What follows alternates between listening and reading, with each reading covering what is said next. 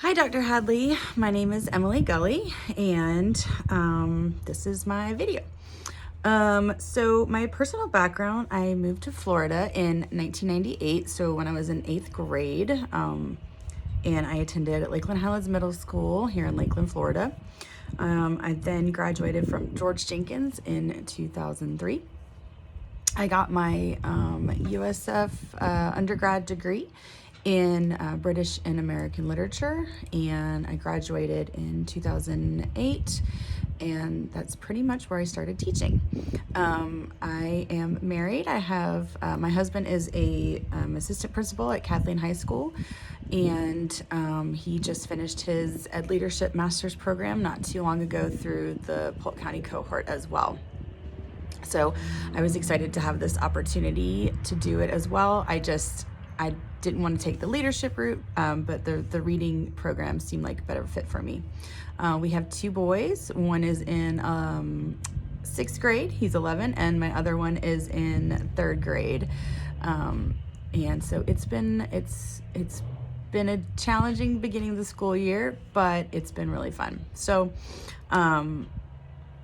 the professional background that you asked for. So I have been teaching, as I said, since 2008. I was not an education major. I had seen my husband teach, and it seemed like something I could do. So I decided, why not? I got hired at the new Career Academy, their new aerospace academy at Kathleen High School.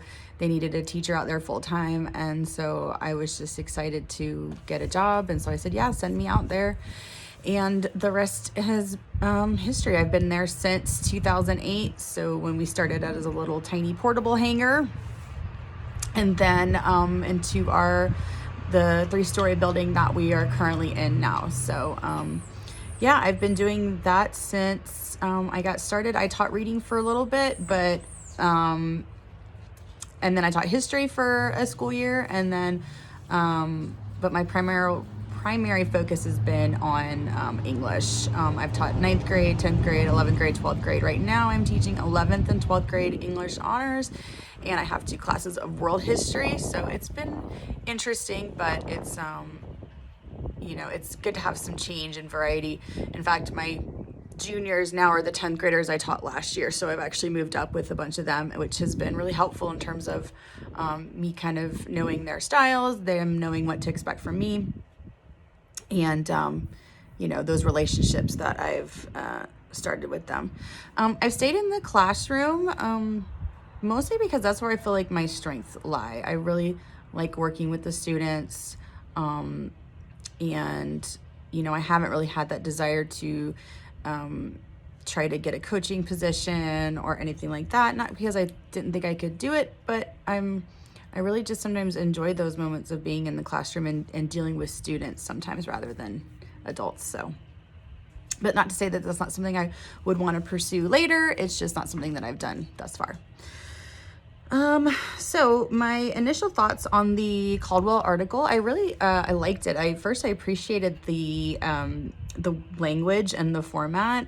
Some of the texts from the last class were a little overwhelming just in terms of their language, and they were like really, some of the concepts really like kind of, were a little bit, over my head a bit, but I appreciated this one. I wasn't overwhelmed with the content, and I felt like it gave a good, concise definition of what readers do, or what good readers do. So it was helpful for me to understand it, and then it would be also helpful for me to, share that information with others.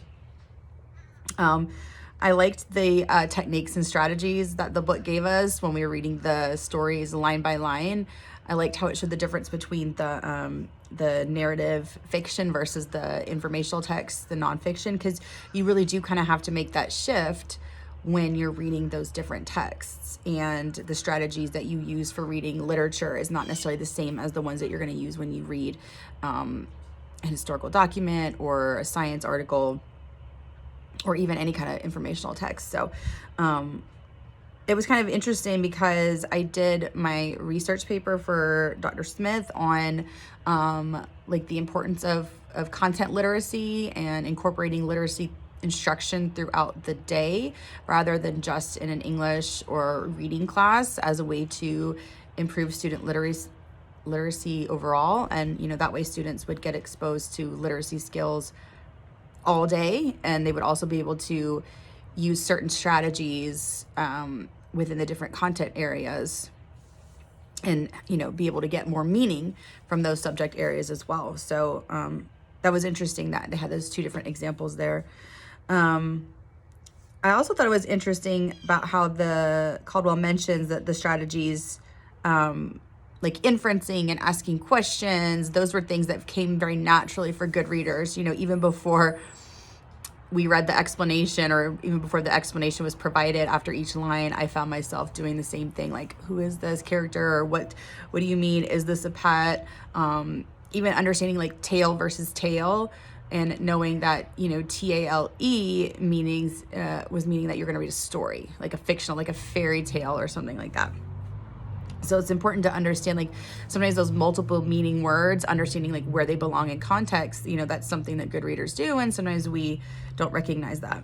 And we have to recognize that that's sometimes what comes naturally for good readers doesn't come for everyone, and that it's, up to us to kind of be able to figure out what's not coming so naturally, and figuring out ways to help those students, give them strategies so that they are able to get that meaning from the text.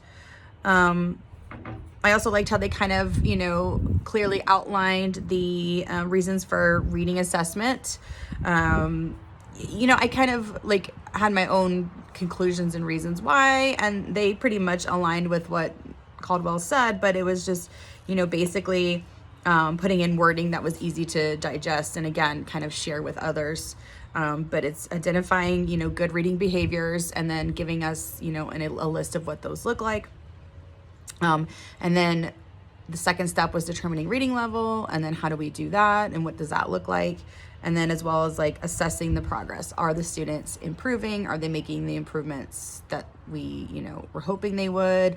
Are they increasing that reading level, which would be one of the goals? So I thought that was really good, and moving forward, feeling a little bit more confident. For the syllabus questions, I'm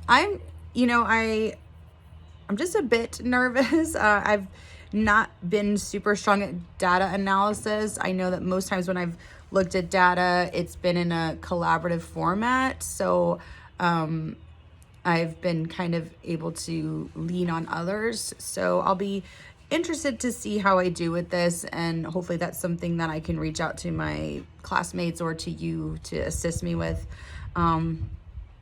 But I also enjoyed, mentioning, all the areas of assessment that we're going to look at, and how that's going to help us become a leader in literacy instruction and collaboration, and deciding, what tests are best for our students and which ones are going to be, the most beneficial for teachers.